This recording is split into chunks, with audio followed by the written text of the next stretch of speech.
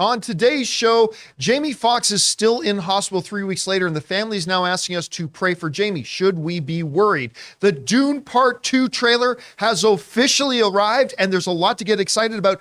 The SnyderCon happened this week, and a lot of people are saying they were kind of disappointed by it. Should they have been disappointed about it? We'll talk about that. Also, now that the writer's strike is on, what does that mean for upcoming movies? Can they even still make movies? We'll address that. The new James Bond is being talked about a lot in terms of big named actors, but should we be looking at no named actors? That and a whole bunch more. The John Campea Show starts right now.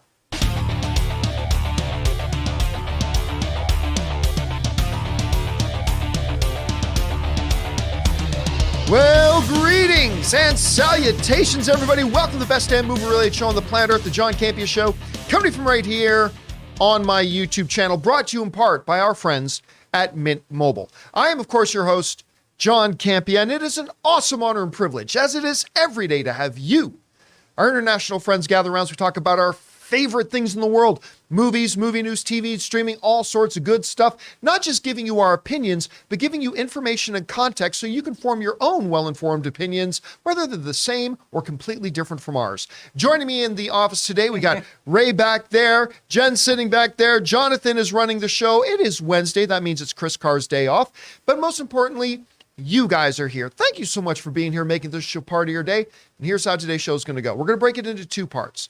In the first part of the show, we're going to talk about those predetermined topics.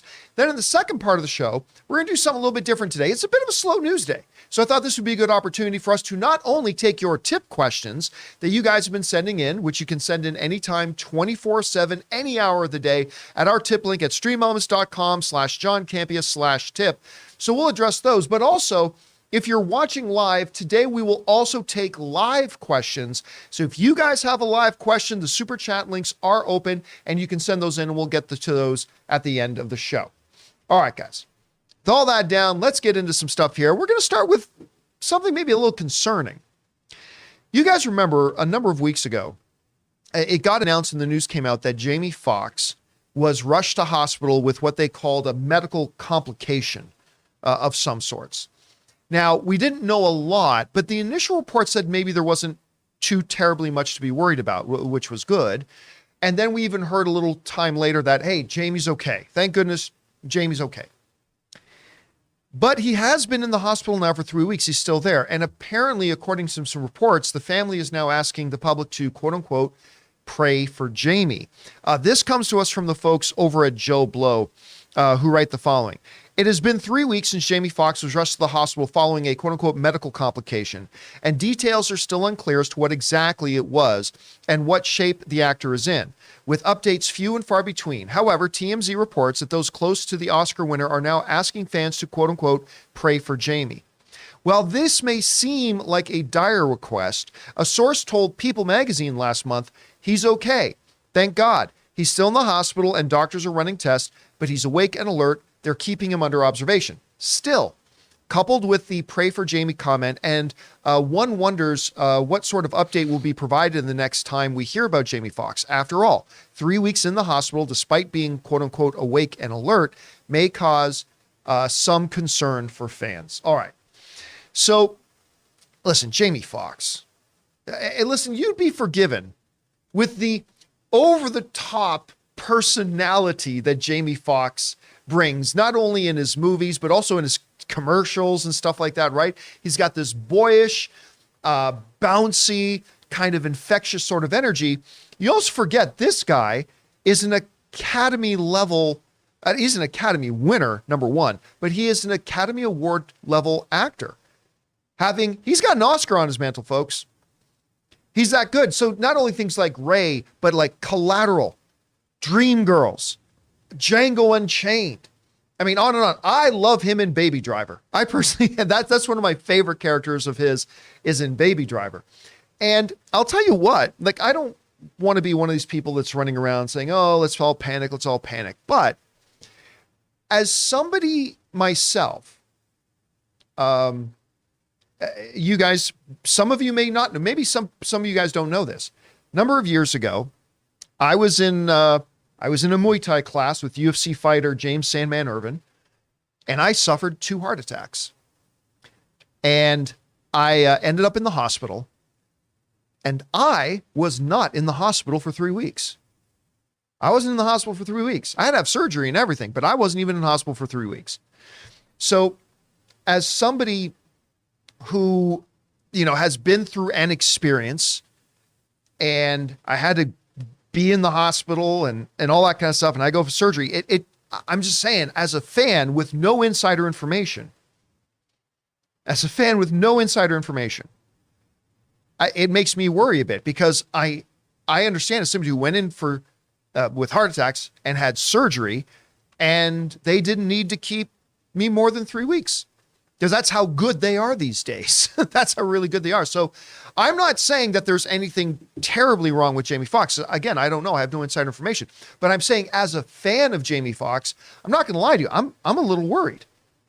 I'm a little bit worried, especially when requests from family come out, start saying, pray for Jamie. So again, I don't know officially what's going on, but if you are somebody who believes in the power of positive thoughts or prayer, and if you're a fan of Jamie Foxx, but even if you're not, maybe we should all be doing what the family is asking, and that's pray for Jamie. Anyway, guys, question is for you.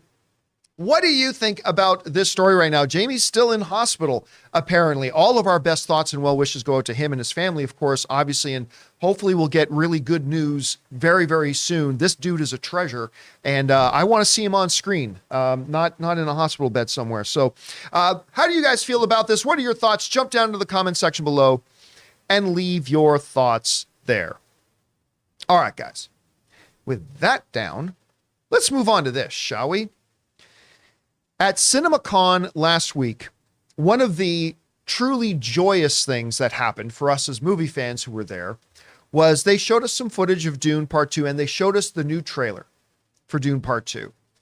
And we loved it. My wife, Anne, of course, her favorite movie of all time is Tom Hanks's Big. That's her all-time favorite film. But Dune, who she had never read Dune, never seen the original film, never watched the sci-fi miniseries of it, nothing. I took her to see Denis Villeneuve's Dune, and I had no idea what she thought of it. And as the lights went down, or as the lights came back up, I should say, in the theater, I turned to her, I'm like, well, what did you think? And she turned to me and said, it's my new favorite movie. She's later qualified that to mean other than Big. So let's not get carried. It's favorite movie other than Big. But it became her second favorite movie, and it won 6 Academy Awards. It won more Academy Awards that year at the Oscars than any other film. Didn't win the top prize of Best Picture, but it won more Oscars than any other. And many of us who watched the original and loved the first Dune, we have been waiting with great anticipation. Now, we've known a couple of new players are coming in. Christopher Walken as the Emperor. Florence Pugh as the Princess. A new Harkonnen is coming with Elvis himself, Austin Butler. Mm-hmm. And how are they going to look? And I'll tell you what, they look good. I mean, we didn't get to see any Christopher Walken. They're keeping Christopher Walken as the Emperor a little bit under wraps, it feels. But obviously, we got to hear some narration from Florence Pugh. We got a couple of really, really good looks at Austin Butler as one of the Harkonnens. Very deadly, lethal Harkonnen. Also looks like he could have maybe got lost on his way to the set of Mad Max, the last Mad Max movie. I'm not really sure. Darth White. or he's the younger Palpatine or whatever. Sidious, whatever.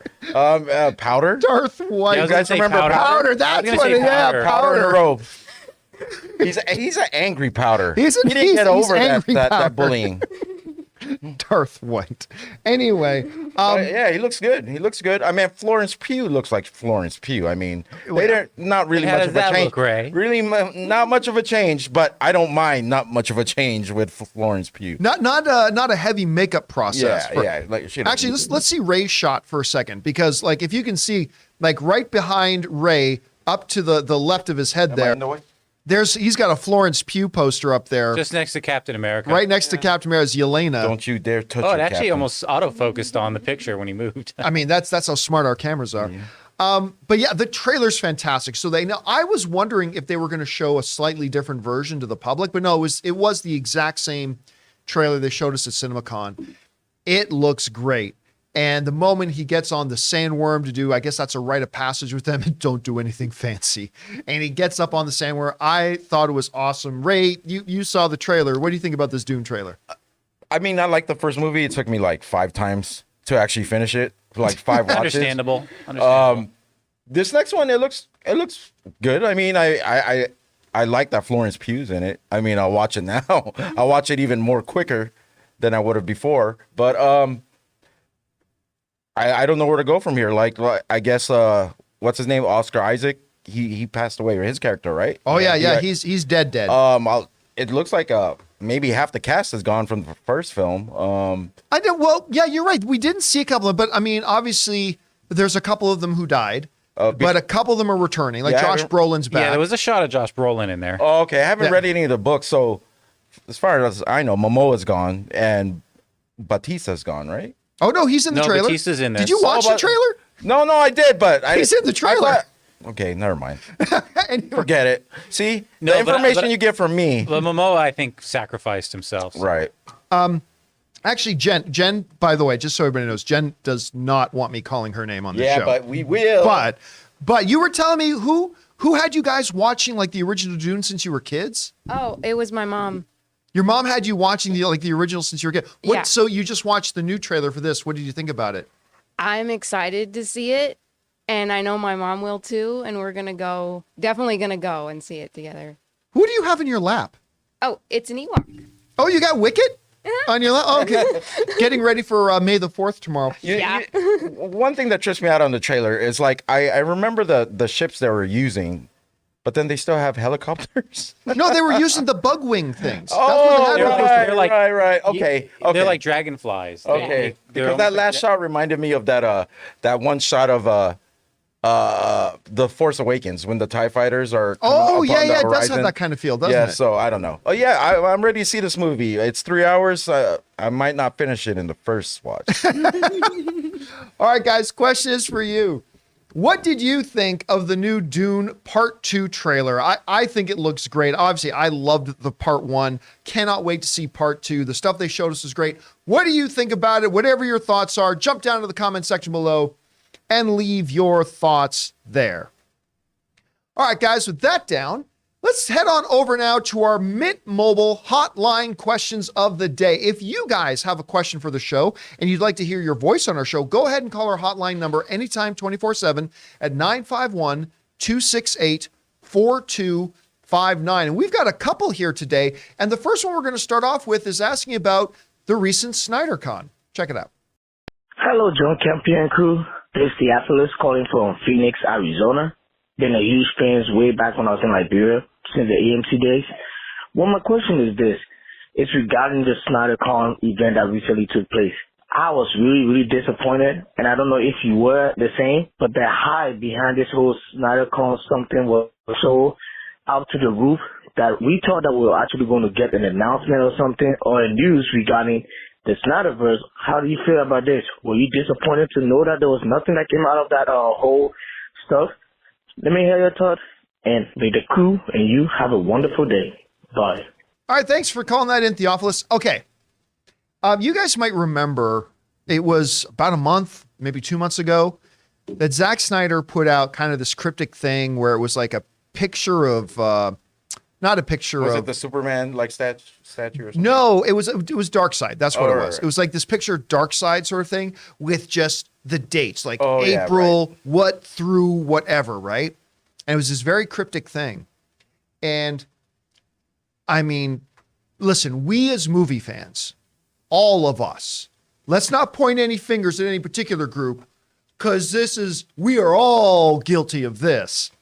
We take one little piece of mostly not me, information and then we go nuts with it. And we start making up all types of crazy shit. We all do it. We all do it. And I don't do it.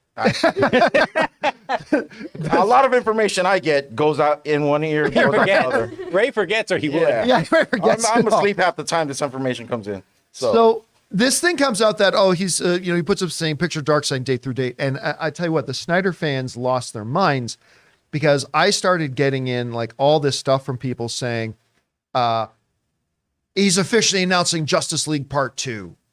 And he's announcing that he got the rights back to DC. The rights back? He never had the rights. But anyway, he got the rights back to it, and he's going to be making new DC movies, Snyderverse movies over at Netflix, and blah, and all this stuff. And I remember we didn't make it a topic on the show, and a bunch of people wrote in, and I think it was somebody wrote in the live chat that day and said, like, how come you're not talking about this? This could be a totally new direction for DC and blah, blah. And I said, guys, it isn't anything like that. I mean, it sounds, first of all, it's not one date. It looks like it's a couple of days. So if it's an announcement, it would just be one day, right? That would be it. It wouldn't be I said it's probably some kind of an event, whatever. And sure enough, it became this thing that they were calling SnyderCon. And it was going to be a couple of days event. They were going to screen the movies that Zack Snyder did in the DC universe. Yep, over 3 days. Over 3 days. And they were going to have some live watch-alongs, and they were going to do some Q&A. And right? Actually, you know what? A really fun thing to do if you are a fan of that series of films. It sounds like just a good opportunity to get together with some fans and celebrate these particular movies if you are a particular fan of those movies, right? And I think the proceeds went to a good cause. Yeah, too. they did. They so like for like I'm gonna repeat what you said. It's great for anyone who loves the Snyderverse. I mean, I like the Zack Snyder movies. I was welcome to getting more.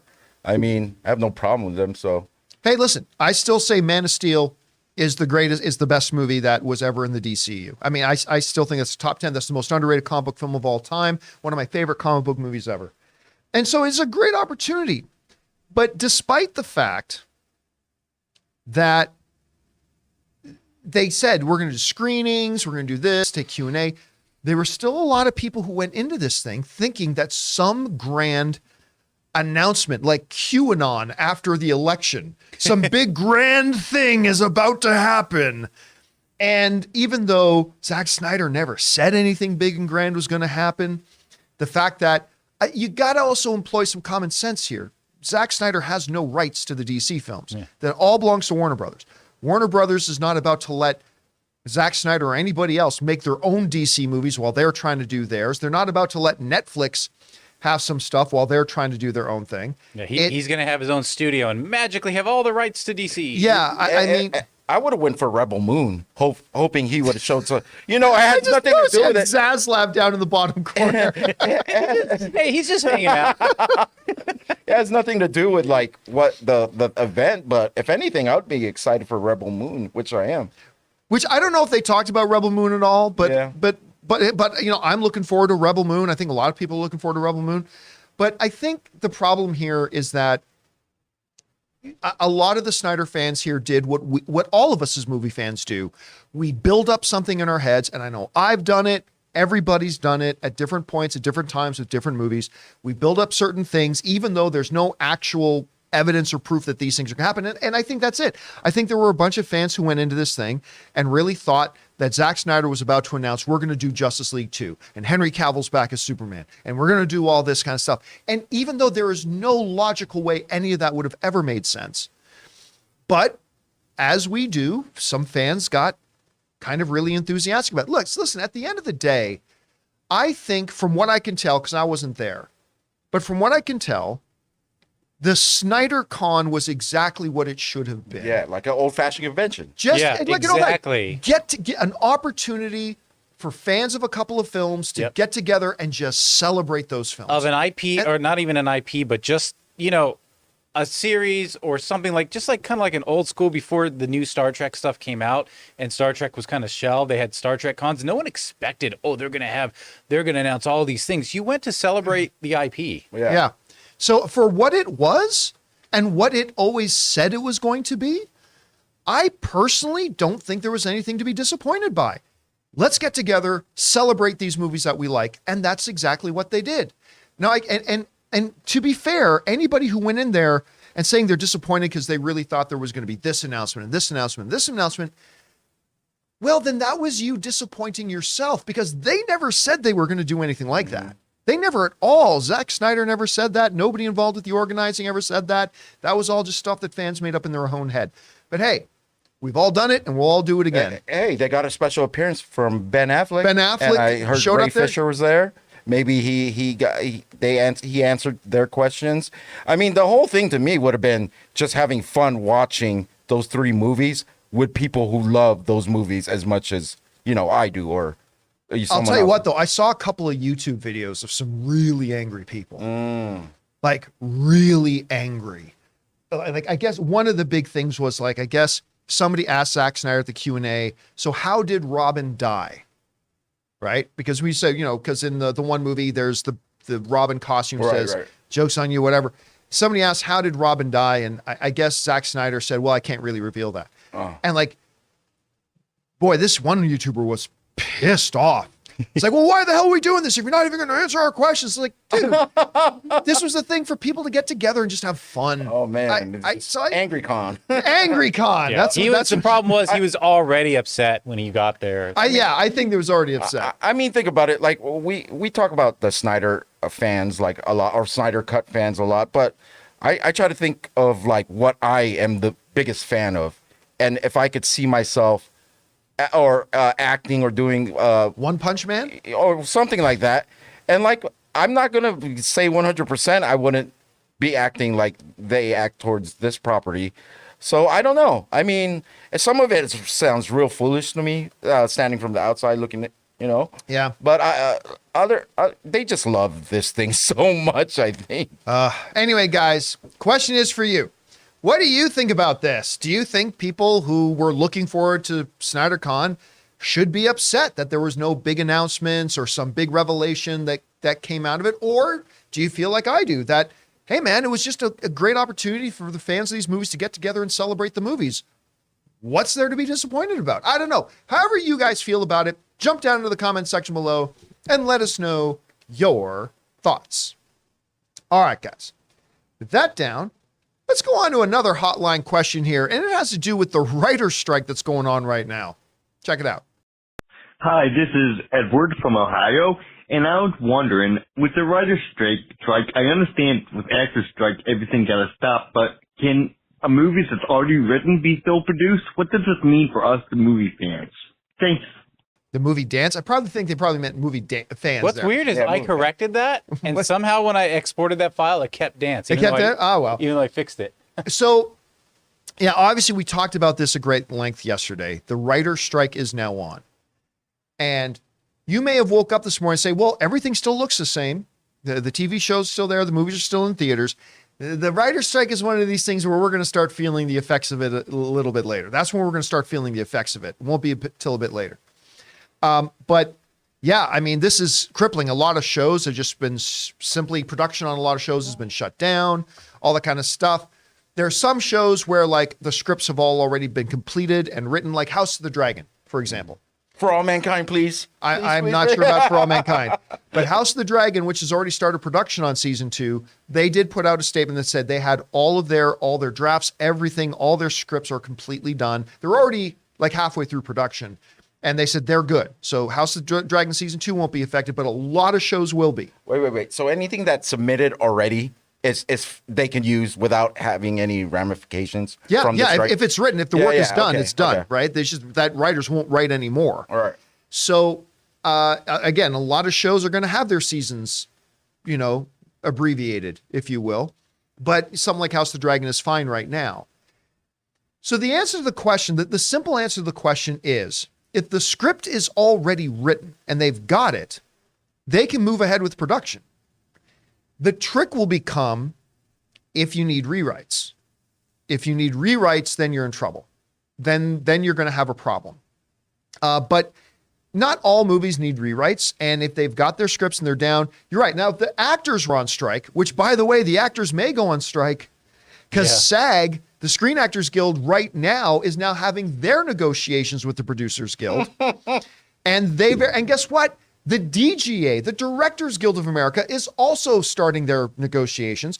We could have the writers, the actors, and the directors all on strike all within the next couple of weeks. Does this affect any other genres that have story, like video games? Let's say the writers of those? I'm not sure if video No. games use SAG or This is use film and WGA film and writers. television. Well, if everything goes to crap, we at least have video games You'll to have play video while games. they sell. Yeah, all- we'll still have games to play. Oh, okay. But- It's not like novelists are out there like, I'm not writing a novel. Yeah. But here's the thing too. Remember how I just mentioned that we won't feel as fans sitting down right now, we are not going to feel the effect of the writer strike for a little bit because it's going to come. For movies, that's especially true because any movie that was going to go into production tomorrow is probably not coming out in theaters till late 2024, early 2025. A lot of the movies that are going to come out over the next year are already shot and in the can. And some movies may already be in the midst of production and they've got their scripts locked. And there may even be a couple of movies upcoming that have complete script lock and they're ready to shoot and they're fine. So from a movie point of view, we're not going to feel the effects of the writer's strike for at least a year, minimum a year, because those movies are already done and they're coming out. Television is where we'll probably feel it a little sooner.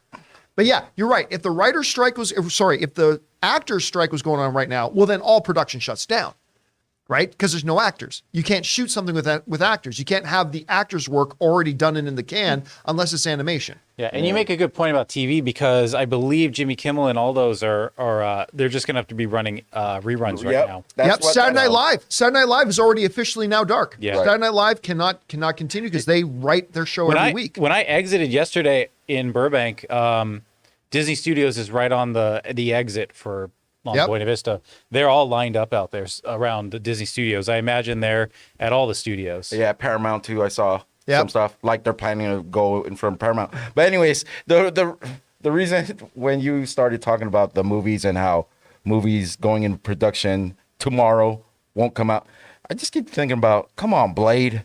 I'll never get Blade. I'll never get Blade. They had a rewriter. That's the thing. They literally, we just talked the other day, they literally just brought in a new writer 1 month before they're supposed to start shooting. Guess what? That writer can't write anymore. This is crap, man. So like, I don't know. I don't know what this is going to Never do. get my movie.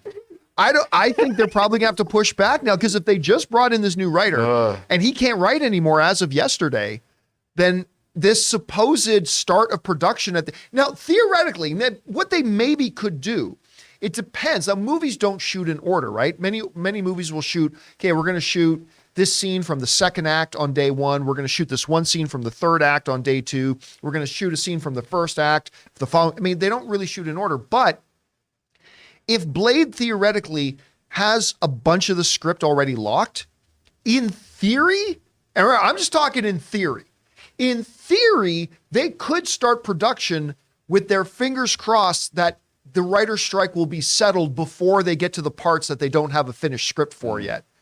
But that's a dangerous way to make movies. That's a sounds like the Marvel way. That's the Might new be the Marvel, new Marvel way. way. I don't know. You know what? Someone actually just said it looks like it's going to be the COVID streaming.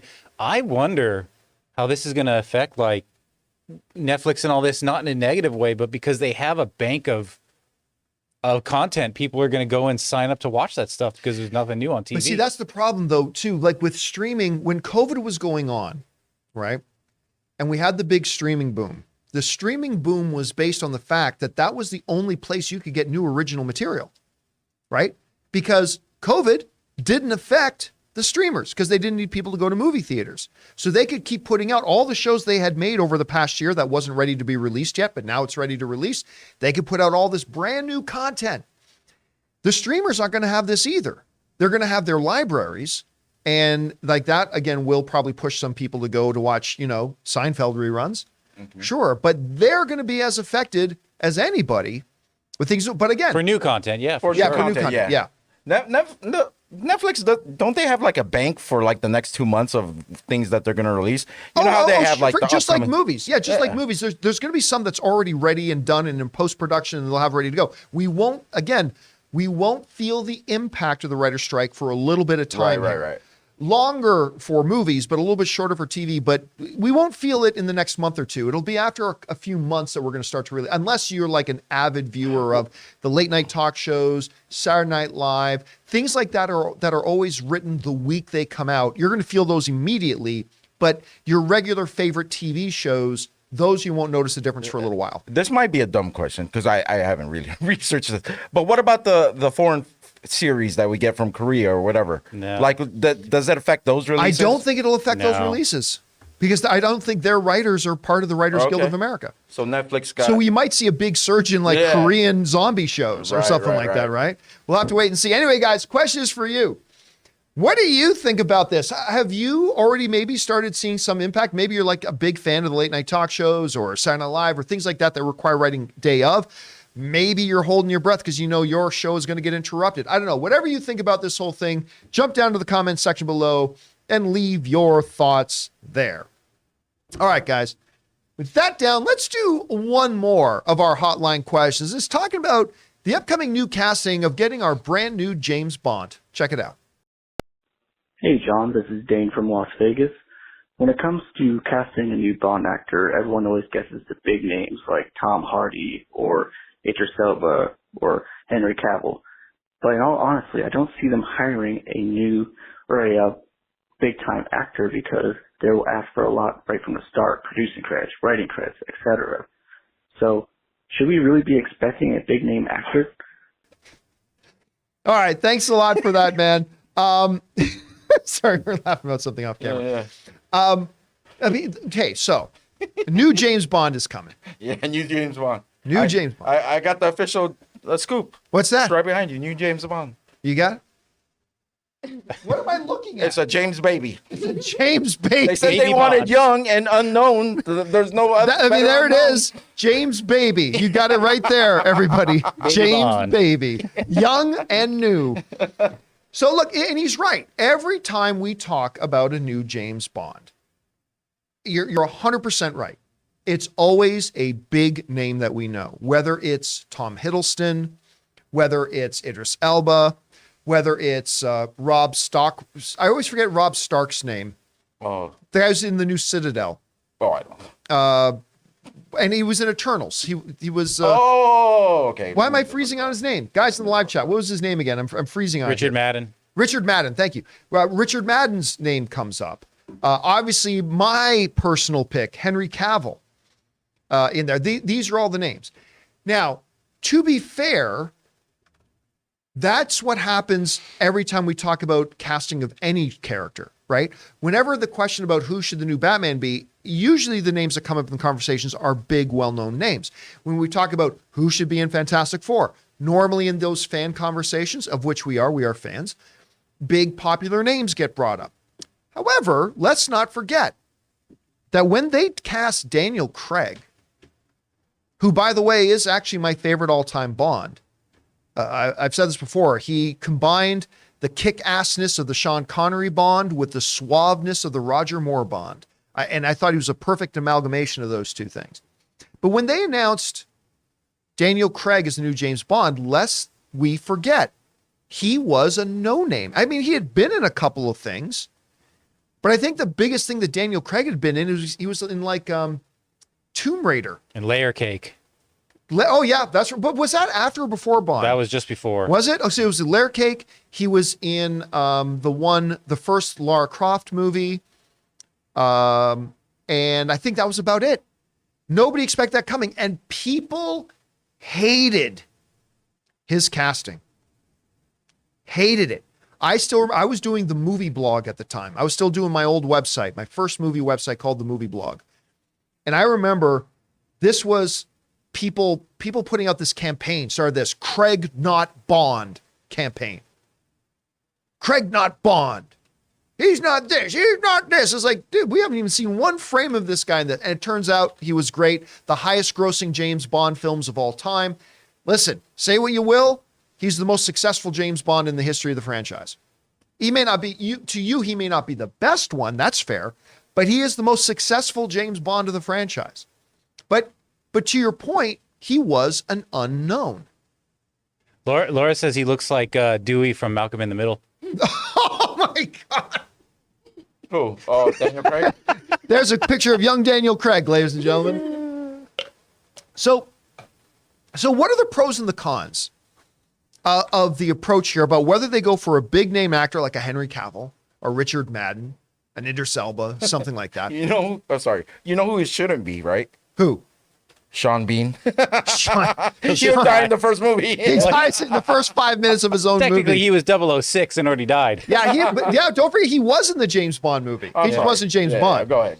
And didn't he have like an old show like Something's Rifleman, The Rifleman or something? Sean can't Bean had like remember. some big successful English show. He's in everything. He's great. I love Sean. Not for Bean. long. Not for long. Yeah. So, what are the pros and cons of going for a named actor versus an unnamed actor? Well, with the named actor, number one, you get instant headlines, right? You get a lot of attention to your project. And if you cast right, you get a lot of credibility for your project in the eyes of the audience. So like they come out and announce, listen, any of these names would do it. You come out and announce a Tom Hiddleston, a Richard Madden, an Idris Elba, a Henry Golding, a Henry Cavill. You come out and announce any of those names, you're going to get a lot of buzz and a lot of pop and a lot of excitement. With a couple of those names, you're going to get the racist piece of shit cousin humpers coming out of their slimy little woodwork too. But who gives a shit about them? But you get a well-known name that comes out, and you're going to get a bunch of excitement, like depending on the one you get. The downside of going out and getting a big name is that there are going to be, look, I would get super excited if Henry Cavill comes out, right? The problem with us as fans is that, yeah, but if you don't get my big name celebrity that I want, then I'll hate it. That's what we do as fans, right? We're all guilty of it. We've all done it. And that's one of the unfortunate things about us as fans. So sure, they come out and announce Henry Cavill as James Bond and I'll get super excited, but then you get a bunch of other people going, oh, I hate the casting of Henry Cavill. Hate the casting of Henry Cavill. Blah, blah, blah. So there's that. You probably wouldn't get that with a no name, right? It would probably be more tempered. You announce that you're getting Richard Madden. You'll get some people who go, yeah, Richard Madden's awesome. But there are going to be some people who wanted Tom Hiddleston will go, no, that sucks. It had to be Tom Hiddleston or no one, right? So that's part of the drawback of it. The pro, get some instant recognition, get some instant hype. You got a big name attached to it. The con is, with a singular big name, you're going to get the people who wanted other big names are going to get really upset.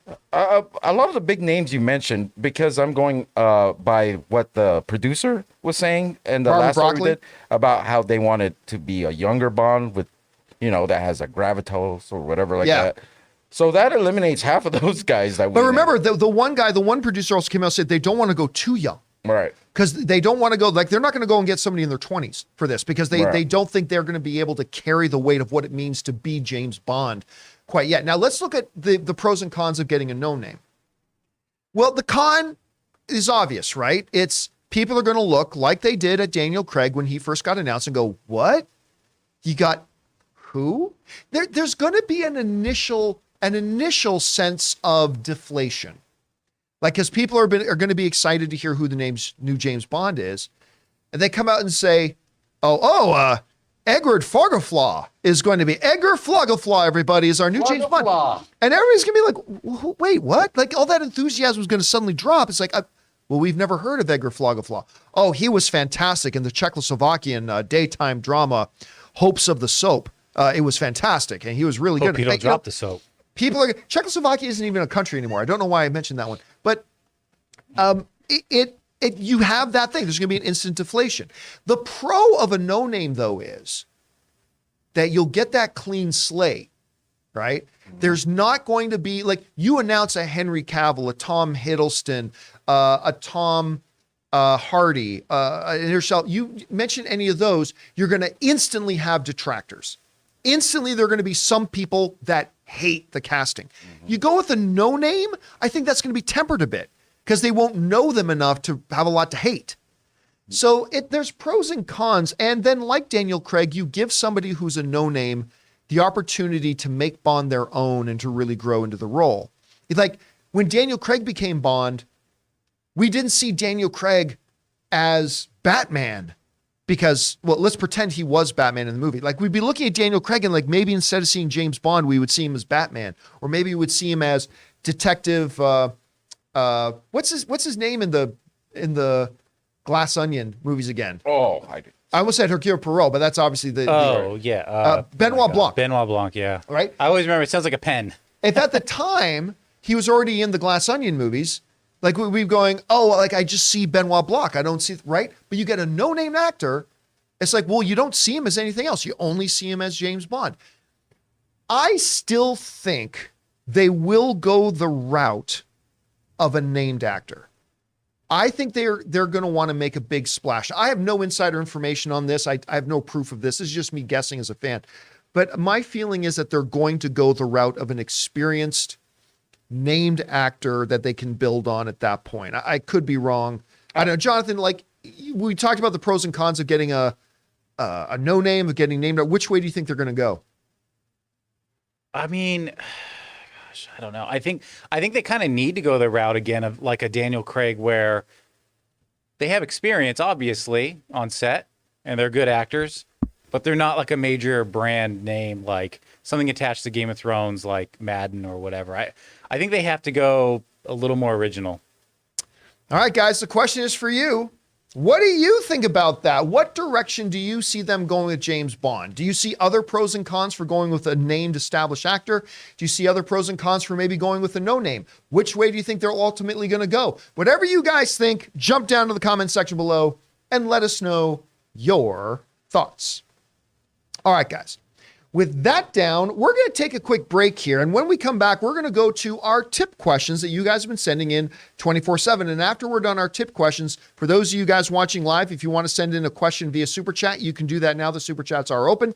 Now, before we get to all those, we're going to take a second to thank a couple of the sponsors of today's episode of the John Campea Show, our friends at HelloFresh and Honey. Guys, we want to take a second to thank a sponsor of today's show, HelloFresh. With HelloFresh, you get farm-fresh, pre-portioned ingredients and seasonal recipes delivered right to your doorstep. Skip trips to the grocery store and count on HelloFresh to make home cooking easy, fun, and affordable. And that's why it's America's #1 meal kit. When the spring sunshine is calling your name, don't call for takeout. Get HelloFresh instead. Their quick and easy meals make feeding the family and yourself a cinch, and without the high price tag. Their new fast and fresh options are ready in just 15 minutes or less. And guys, don't worry about it if you're not exactly a pro in the kitchen. HelloFresh's foolproof recipes arrive pre-portioned and easy to prepare in just a few steps. You guys know Ann and I have been using HelloFresh for a long time now, and we absolutely love it. Both of us being working professionals, it's often difficult for us to find time to make dinner together. But with HelloFresh, it's easy, it's fun, and it's absolutely delicious. So go to HelloFresh.com/Campea16 and use the code Campea16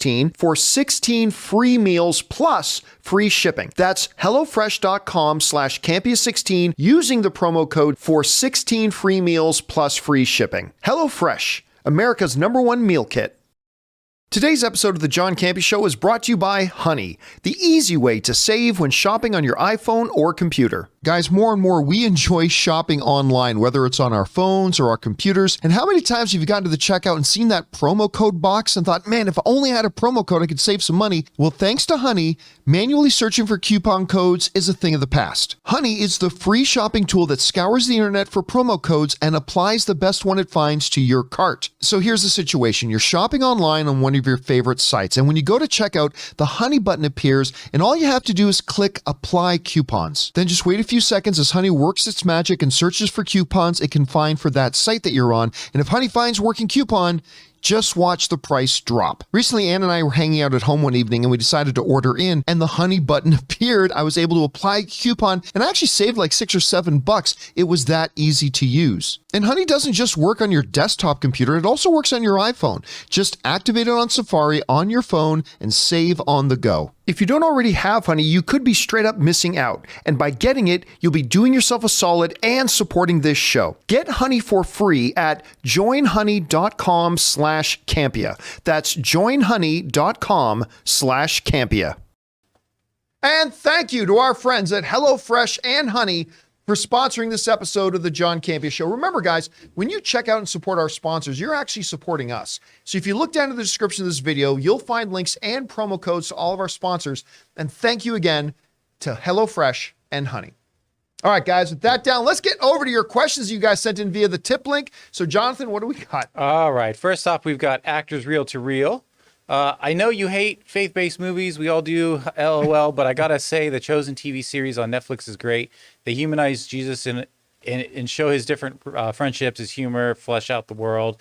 It's going into season 4 now. Would you ever give it a try? Probably not. I mean, but mostly because, I mean, there's a lot of shows I am very interested in that I rarely get the chance to check out.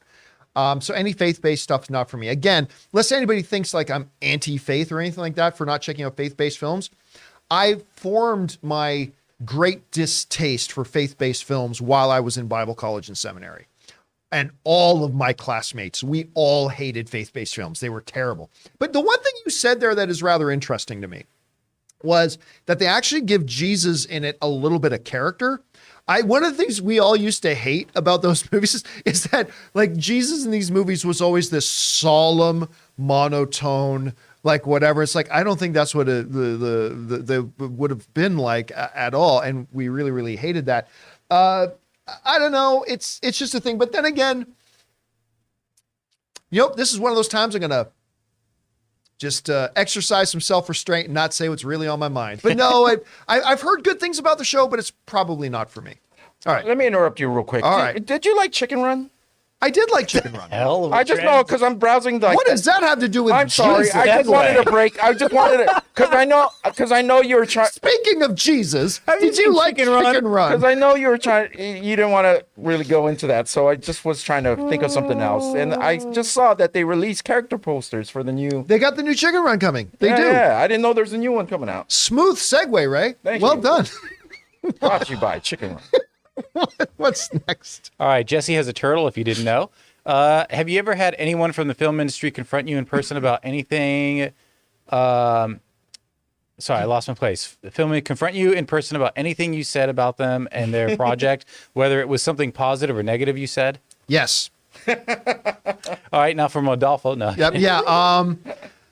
First of all, what has happened, listen, usually people in the movie industry, whether they're writers, directors, or actors, have always been honestly great with me. I've had very, very, very few negative interactions with somebody. Usually I've even had an actor say to me, hey, I heard when you said this, I'm not going to say who, I heard when you said this about me in that movie, and I just want to say, I think you were bang on. I think that was really fair what you said. Like even when I was negative, normally it's, hey, thanks for supporting us on that movie when you said this about our movie, or it's usually that. But I did have one.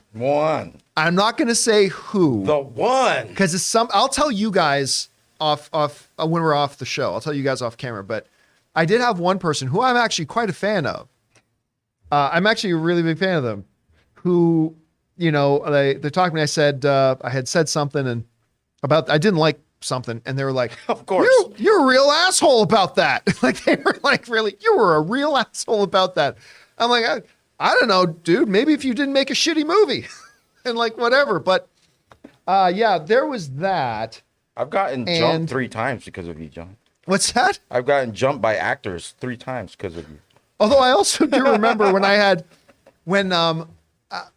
the one of the most interesting ones, though, I'll tell you this one, because this one I've said out in public before, so I can say it again, was back when Tyrese knocked on your door that one night. When Tyrese kind of went off on Dwayne Johnson and all the stuff about how all whatever, and I had some pretty strong opinions about that, some pretty strong negative opinions about that. Well, Tyrese DMs me and he's like, we need to talk. What's your phone number? And I'm like, I'm not giving you my phone number. Now, to be fair, lest anybody think there's any steam between me and Tyrese. Number one, I would bet $1,000 that if you said my name to his face right now, he wouldn't even remember who I am. So there's that, because I am a fucking nobody. But the second thing is, we kind of smoothed things out after that, because I think what was that cop movie he did just a couple of years ago? It might be called Black and Blue. Black and Blue, which I actually thought was you know what? I actually thought that was a pretty decent little film. And when I saw it, and I liked him in it, when I saw it and I liked him in it, I reached out to him and so I sent him a message. Hey, listen, just want to let you know, just got back from watching Black and Blue, and I thought you were pretty damn solid. I thought it was pretty good. And then he said something nice back, and that was it. That's the end of any interaction. But yes, getting an angry message from Tyrese saying, we need to talk. What's your phone number? Mark24 said he'll duct tape you and send you into space. I just, yeah, that was. He was that there was a at fun one. CinemaCon. I thought he was gonna go up to you and. You did too. See, Tyrese comes out on stage and Ray's like, wait for it, John. Here it comes. He's going to shout you out. He's going to shout you out right now. Be like, I want to fight. All right. What's next? All right, from Adolfo. Hey, John, first time, long time. How frightening is the animal cruelty in Guardians of the Galaxy 3? I lost my dog a year ago, and he was in pain in his final moments, so I'm sensitive to animals in pain. I'm also bringing a date to the movie. Is this a bad date movie? Oh, it's not a bad date movie. But, okay, look. All sensitivity. Listen, I have lost pets. I've been a pet owner my whole life. I've lost pets. I'll lose more. And that's a heavy emotional thing. I'm not downplaying that at all. What I have found funny, though, is that, you know, I've gotten a lot of messages from a lot of people going, oh man, I don't know, like, is the animal cruelty bad? You do know, almost every movie we watch, like 20, 30, 40, 50, 60, 70, 100, 200, 300 people die. Yeah, in the movies you watch. It's a special kind of love. What if an animal died? I get it. As a pet owner, I totally get it. I do. I just think we're kind of funny that way. Yeah. It's like a guy walked out of a room where he just shot and murdered 85 people. But that kitten got hit by a car crossing the street. Yeah. Right? It just, those people he killed were corruptible evil men. evil people, right? I've gotten really sensitive to like animal stuff too. Like even like at CinemaCon with the Napoleon trailer. Right. I was just worried about the horses. The horses. We're saying. By the way, guys, I don't know when they will release the footage of Napoleon, the new Ridley Scott movie with Joaquin Phoenix. I don't know when or if they will release the footage they showed us. They showed us like a 12-minute scene, and it is freaking awesome. But yes, you're going to be worried about some horses. It's been a while since we've seen something like that. Like Napoleon, that Napoleon thing. It's been a while. That kind of a movie. To answer your question, I think you're going to be fine. I mean, again, but there will be tears. I'm just going to tell you, there's going to be tears. All right, what's next? All right, from Tip Red One, Real Talk. John, like many, I had the mistake of dismissing Paddington as a childish story many years ago. After hearing your praise about it on the show, I thought I'd give it a try, and my goodness, did I love it. Hoping to see more of this character on the big screen. Listen, I'm telling you what, people think I'm joking when I say this. If Paddington 3, number one, gets made, which they say they're doing it now, if Paddington 3 comes out, and if it is on par with Paddington 1 and Paddington 2, we are talking about a new trilogy of films that is in the conversation of the best trilogies ever made. And I'm not even joking. It's that good. I've told the story before, but I was looking at going to see the first press screening of the first Paddington, and Ann didn't want to go. And so I went to Schnepp, and I asked Schnepp if he said, listen, I need somebody to come with me. Oh, look what Ray's got there. I went to Schnepp, and I asked Schnepp if he would come with me. He's like, it looks like crap, but I'll go. Like, yeah, let's just go see it. And I still remember me and John Schnepp came out of that theater and we're like, that was awesome. Like, it makes, maybe we overuse the phrase, but they're movies that make your heart smile. They're so good. And I'm glad you gave it a shot, man. And that's what was my favorite part of the unbearable weight of massive talent, was when they're talking about what is the greatest movie of all time, Paddington 2. And they're like, yes! It was like, that was my favorite part of that movie. Anyway, all right, what's next? Okay, Red One Real Talk writes, excited to see Guardians 3 on Thursday. Feel free to ignore this if answering could spoil the film, but does Guardians give more clarity about the narrative direction of the MCU? I think I'll still enjoy it if it's more self-contained and doesn't. I would say, and I don't think it's spoiling anything, I think it's safe to say that this is a movie that is more of a self-contained story. Good. Which makes a lot of sense because they're off in some corner of the galaxy, right? But yes, this is I use the term insulated. This is an insulated movie on its own, and it's wonderful. I don't like it quite as much as Guardians of the Galaxy 1, but I think it's wonderful. I had a great time. Ann and I both had a wonderful time watching this film. I think everybody in the audience I was with enjoyed it, so I hope you will too. All right, what's next? All right. We got Razor ATX. Very excited about the Marvels, but I think Captain Marvel had the benefit of coming out between Infinity War and Endgame and having the Infinity War post-credit scene. Don't think it makes $1 billion unless I have no idea what WO Women of Marvel is excellent. I don't know. I have no idea. Guys, please don't use what? Please don't use acronyms when you write in. You know what? I've heard people make that excuse before, and I don't buy it for 1 second. I don't buy it for a second.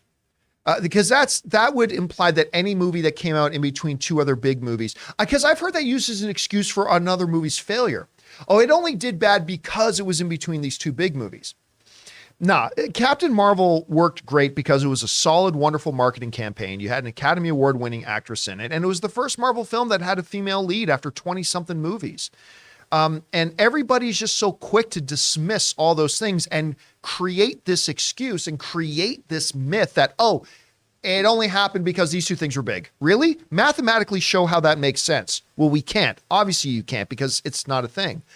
There have been other characters that have been propped up in post-credit scenes that did not lead then to $1 billion film.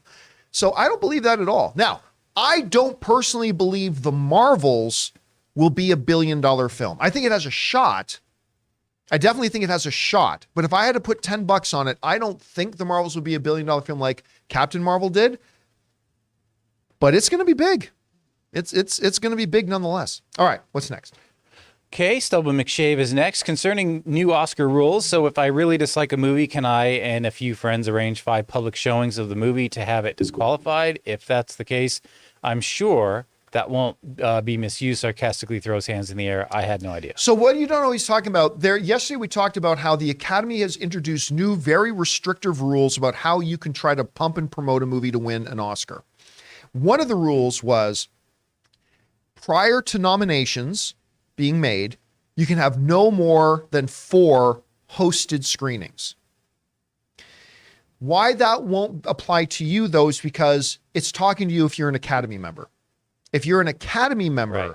and a voting member of the Academy, there are like 7,000 or 8,000 of them, then you can't do it. But I, who am not a voting member of the Academy, I can hold 20 Shang-Chi screenings if I want. It doesn't matter. It won't matter. So no, it only applies if it has to do with somebody who's a voting member of the Academy. So you're in the clear on that. All right, what's next?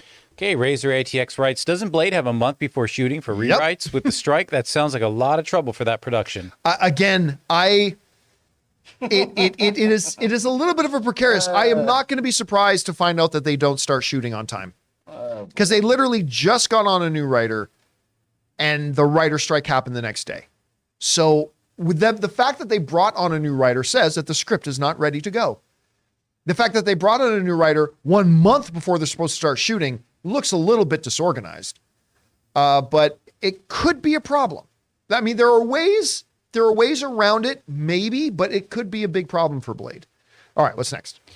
All right, Orange Hand writes, I fully support writers getting paid good wages. However, and this may just be playing devil's advocate, couldn't having 6 or more writers on a project end up as too many cooks situation that hurts the creative vision of the project overall? No, when I go back and look at all of my favorite shows, their writers' rooms were always huge. They always had huge writers' rooms because you're talking about, well, for a lot of shows I would watch, you're talking about shows that had like 20 episodes a season and you had multiple things going at once and you couldn't just have whatever. So like I look back at like one of my top 3 favorite shows of all time, Spartacus, right? And I see the writer's room, like that was a big writer's room. And so, yeah, no, I don't think it's a problem. It's not the same thing as talking about one single movie project where you have one 90-minute thing you got to crank out. When you're talking about, you've got to have all these interconnected pieces with these scripts that are probably accumulating to 10 to 14 hours of television, unless you're one of these pathetic Disney Plus shows that are a half hour and 6 episodes each. Anyway, I won't go off on that rant again. Then you need to move at a certain expediency. You need multiple people with points of views and different things to approach. Now, listen, there are some shows that do it the old-fashioned way, like just a couple of writers, but all of my personal favorite shows of all time have all had robust writers' rooms. So there's that. All right, what's next? All right, Matt Sanders writes, hey, John, just wanted to say rest in peace to good Canadian kid Gordon Lightfoot. Oh, I didn't know Gordon Lightfoot passed away. I didn't know Gordon Lightfoot passed away either. He was one of the greatest singer-songwriters ever. He was, I didn't know he had passed away. He was the epitome of a folk singer. Aaron Fitzgerald. I mean, like I grew up around his music. I'm not going to be disingenuous. I was never a big Gordon Lightfoot fan myself, but you can't grow up in Canada. He was a Canadian institution. Yeah, he was a Canadian institution, 100%. And wow, I did not know he passed away. There's a great documentary out on him. I think it's on Netflix that I saw a while back. Yeah, it's really good. I might have to check that out now. Yeah. All right, what's next? All right, James. Excuse me. James Desio writes, "Thank you for being respectful of spoilers.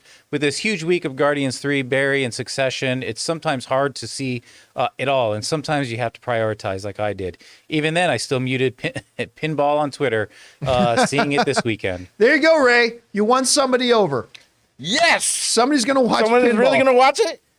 Yeah. One person is going to watch it. Yes. Dude, you are technically an influencer. I'm going to make Of or all- You break. are now a social media I'm influencer. going to make or break this guy's trust with this movie. Pinball. I know it's a good movie. I mean, I like it. I mean, I don't know. No, listen, it's we look like anybody else. Sometimes we will accidentally spill some. We try not to do that, but I'm glad you're getting caught up on this stuff. All right, what's next? All right. We've got Skin Kardashian. Just finished Horizon Zero Dawn and was not ready for that twist at the end. I'm so excited for the show. Now I need $500 for a PS5, you and me both, so I can play the new one. Definitely on the upper echelon of Sony's catalog. The Last of Us will never be touched, but this is great. Oh, whenever somebody says such and such will never be touched, it usually gets touched. I'm not talking about people, Ray. I know. It's just, I'm not talking about people. Yeah. It's just, whatever. Dirty mind. I still have, listen, I have put it on my, Ann and I have this, Ann did this great thing when we put together our theater room. Ann put together this, what would I call it? Like, it's basically kind of like a chalkboard in the room that she made. And on it, she puts, let me see if I can find this here. While you're trying to find that, I got to point out, even though I'm an Xbox guy, how you say that's upper echelon of Sony games. Right. I think a lot of the Sony properties start at upper echelon. They're really good. I mean, I ain't too proud to admit that. So actually here, I'll bring this. So see if you can bring this picture up here. Okay. So this is our theater room that we have at home. Now, if you look to the right of the screen, first of all, you see a bunch of black sound treatment things up on the wall, those big rectangles. That's for sound treatment, so you don't have room echo or anything like that. So to the side of one of those, though, is a big blackboard that Ann put in. And she put that in there. It was a really, really good idea. So we could write on the blackboard when something comes to our head of something we want to watch, right? And we put it up there.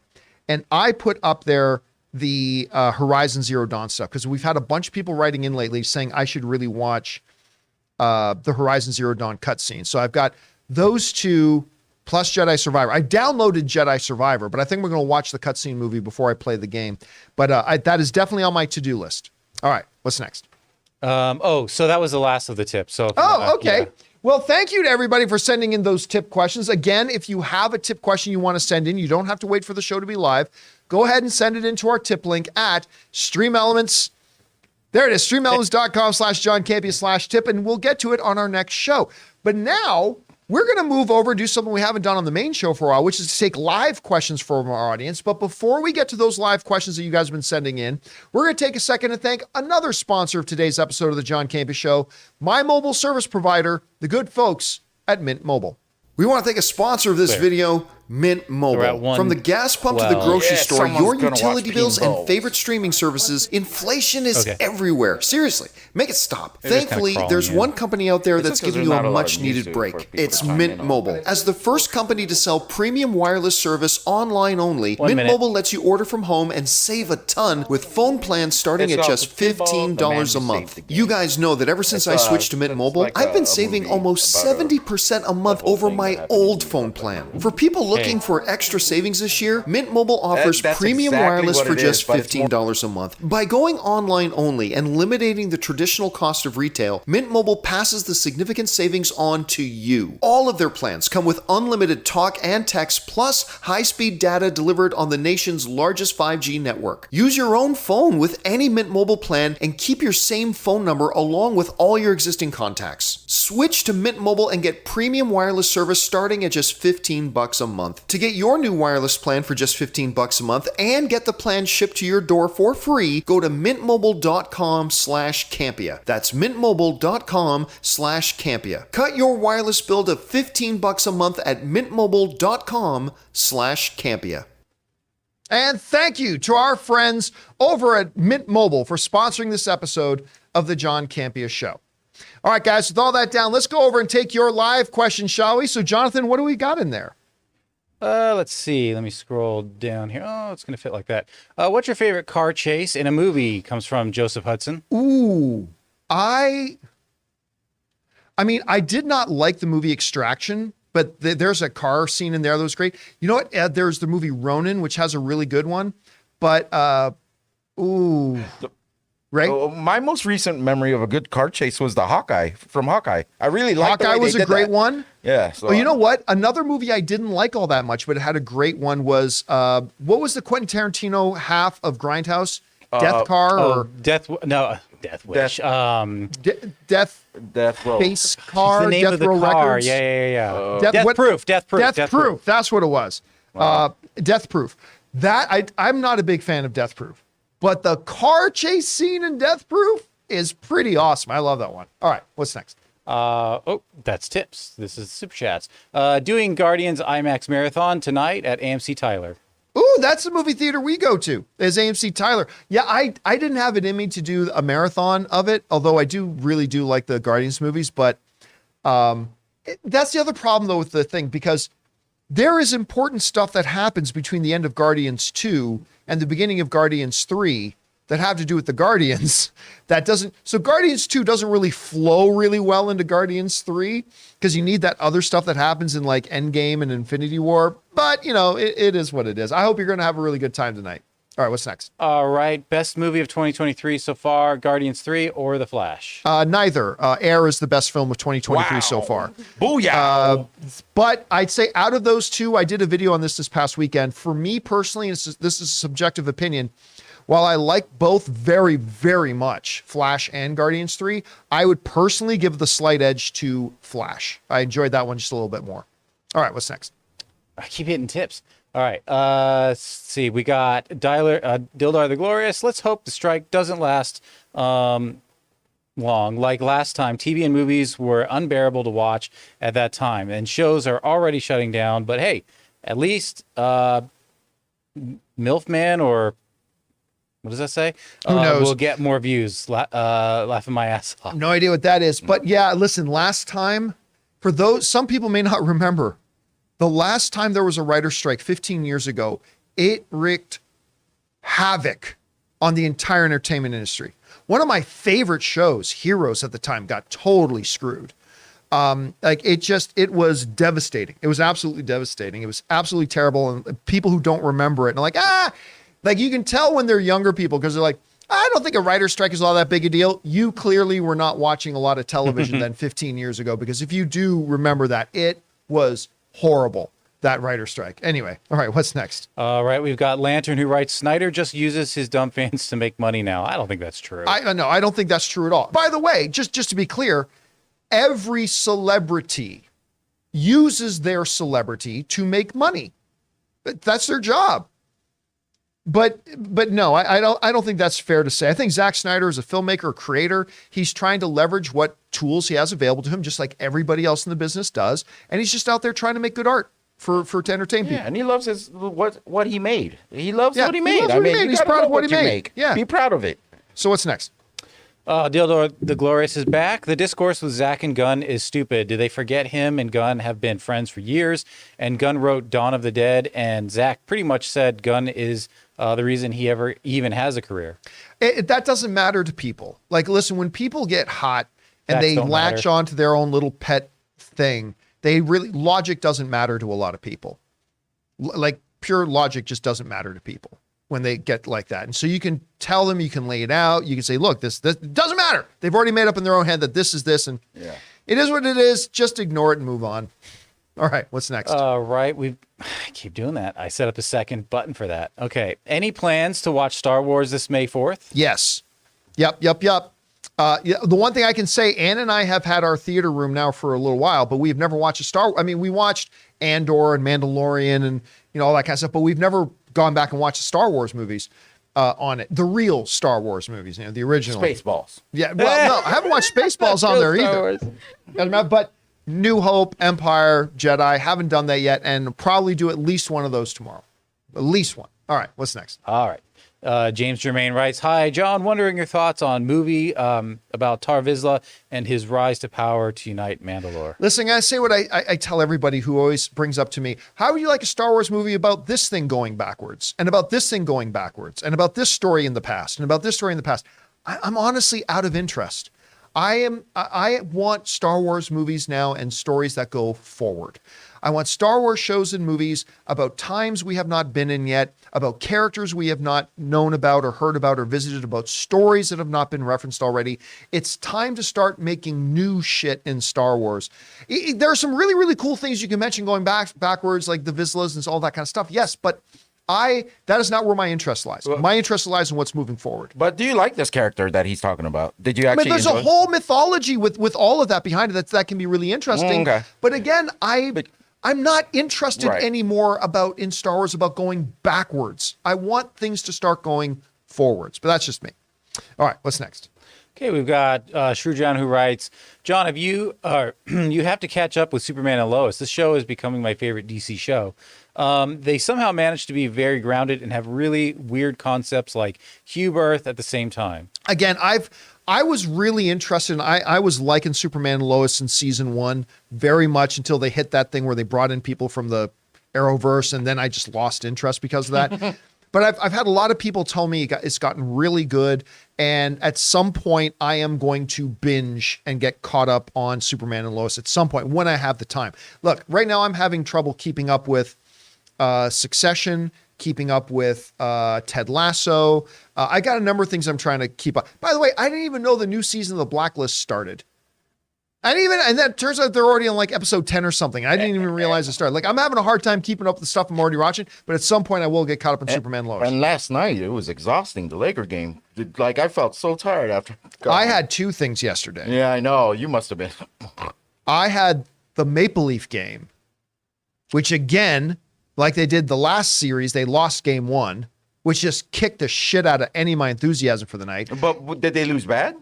They lost 4-2, but it doesn't matter. You can lose 20-0. It doesn't matter. You're still 0-1, right? You're still fuck that. Leafs, come on. Anyway, and then you guys came over. Ray and Ryan came over. They brought, by the way, Chef Pleasures.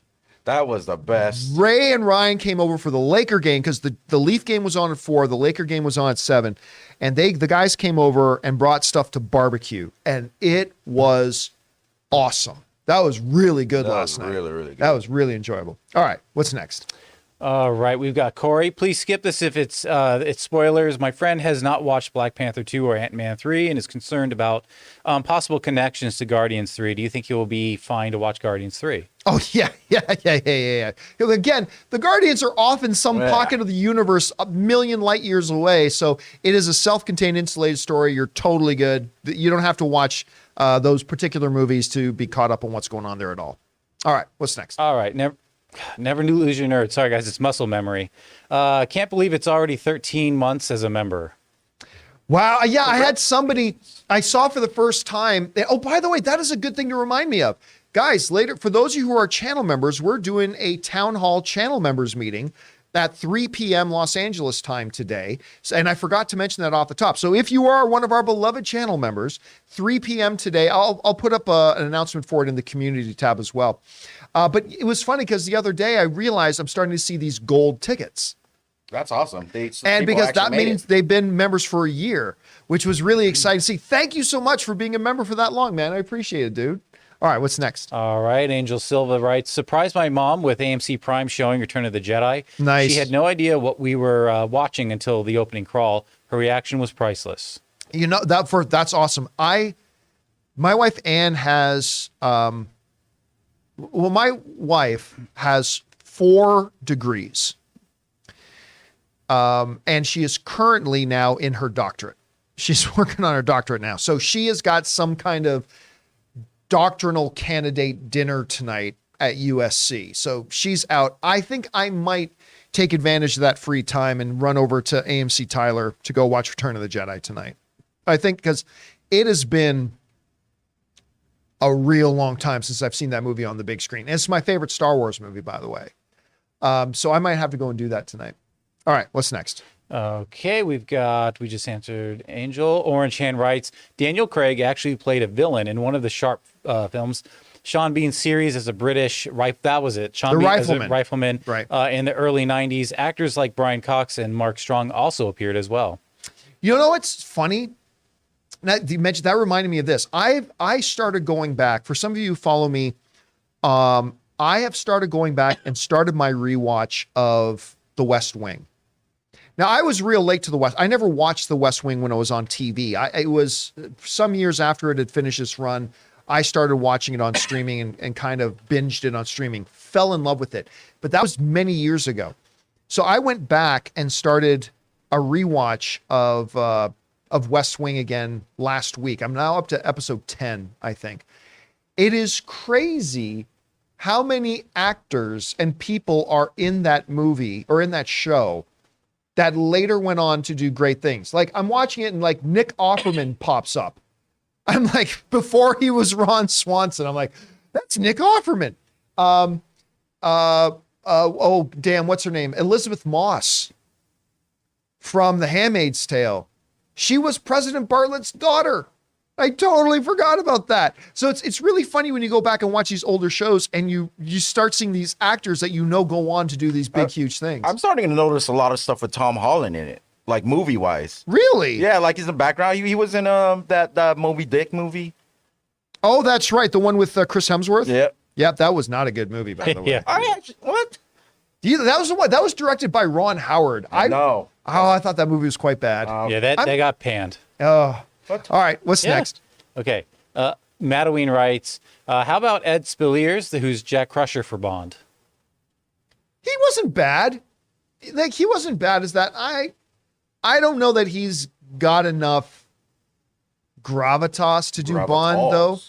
I mean, he was good in Picard season 3. He was. I don't know that I see him as Bond, to be honest with you, though. So is that like Wesley Crusher, or who is he? He's Dr. I guess he would be Wesley Crusher's brother, half brother, and Jean-Luc's son. Whoa. So, yes. So there you go. Things got funny there. All right. What's next? All right. Stubble McShave writes, I think Ben Barnes would make a good Bond. Listen, hear me. I love Ben Barnes. Ben Barnes should be a legit A-lister in this business. I don't know why the highest profile thing he's doing right now is a cell phone commercial. He's the one who's going, I'm just an attractive British actor. That one. I love Ben Barnes. He is so talented.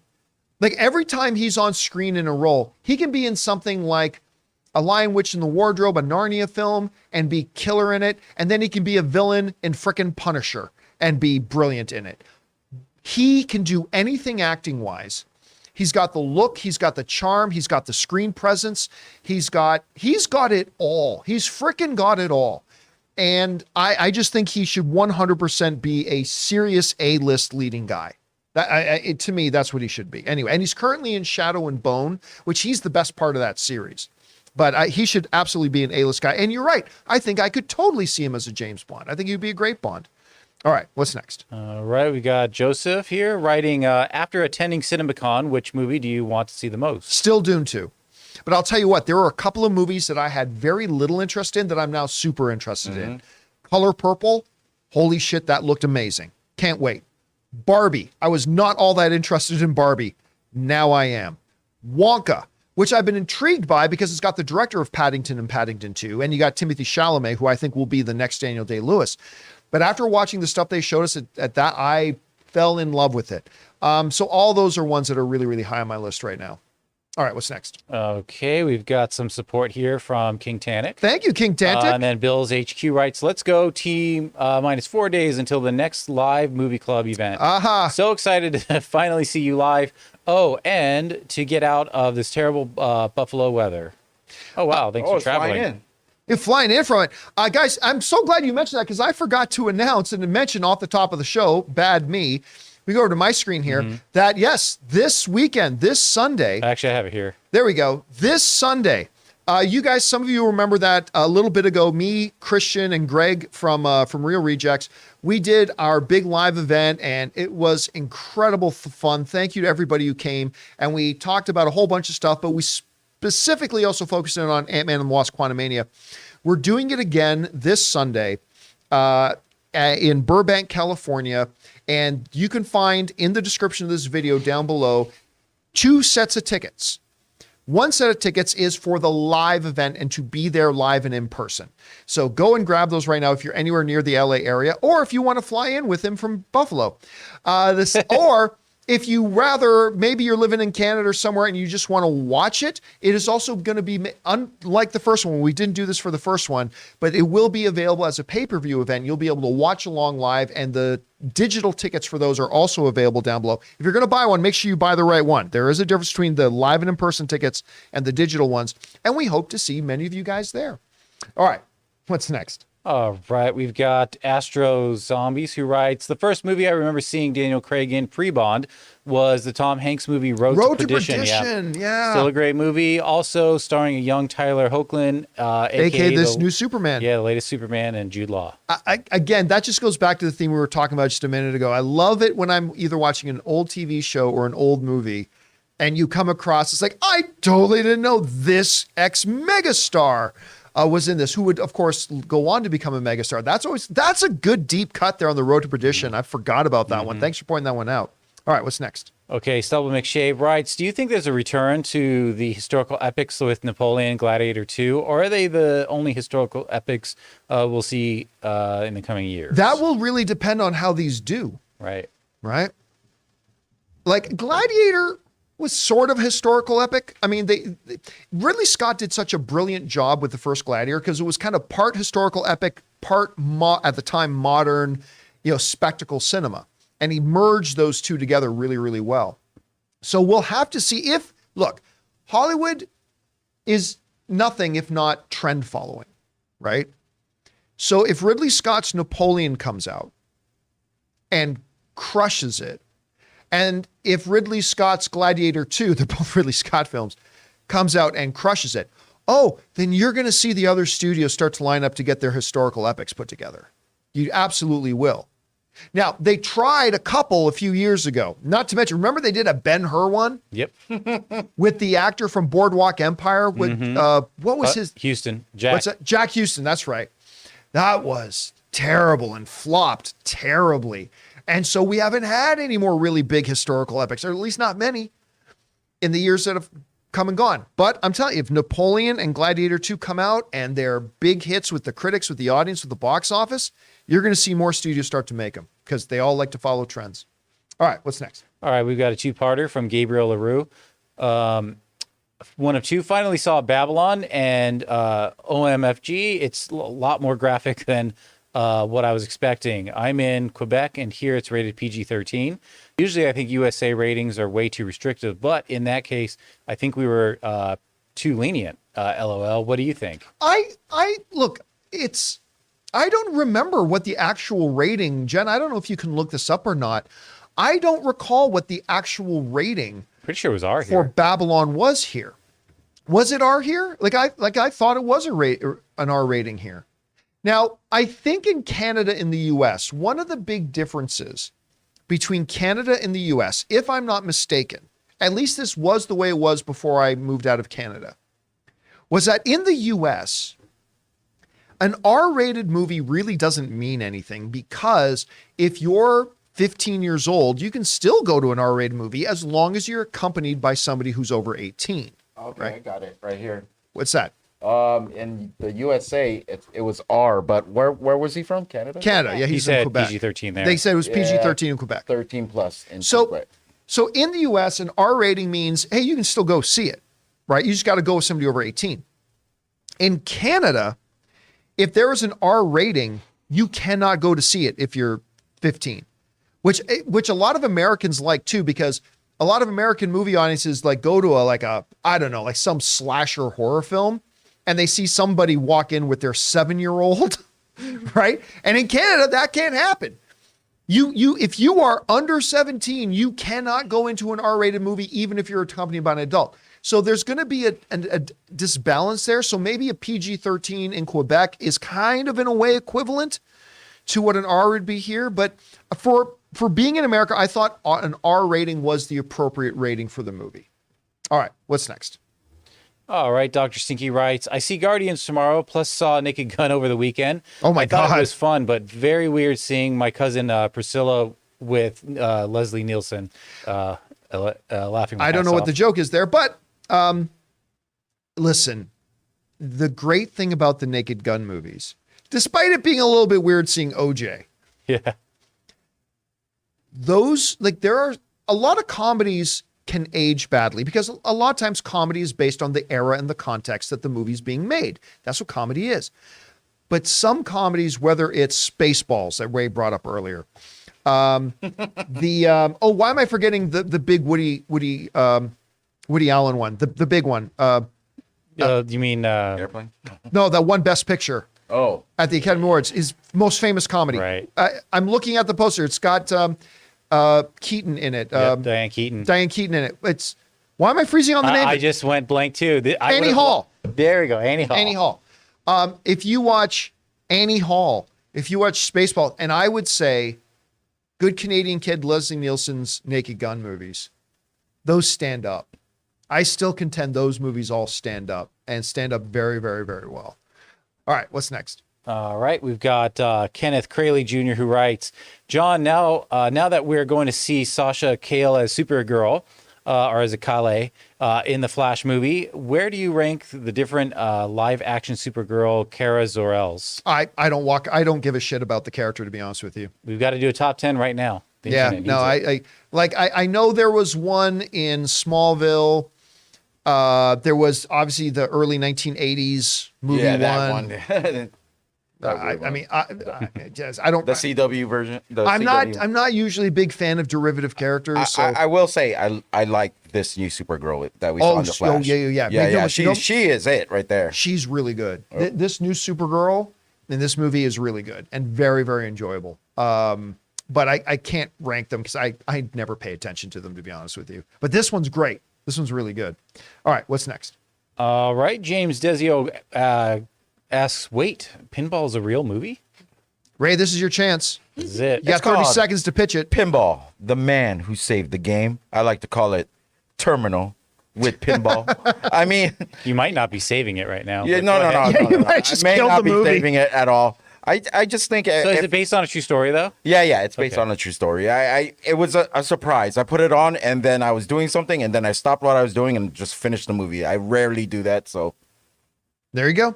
All right, and where can people find it if they want to watch it? You remember? I don't know. Well, look it up. Give people some information. Okay, we'll keep going We'll here. come- we'll We'll come keep back. going with the next question. You tell us Pinball what you Watch find. 2023. Pinball Watch. All right, what's Okay, next? Kelsey Chanel writes, do I need to see Ant-Man 3 before Guardians of the Galaxy 3? Life got in the way to see Ant-Man, so I don't know if it's needed. Here's the thing, Kelsey. You don't need to see Ant-Man 3 at all.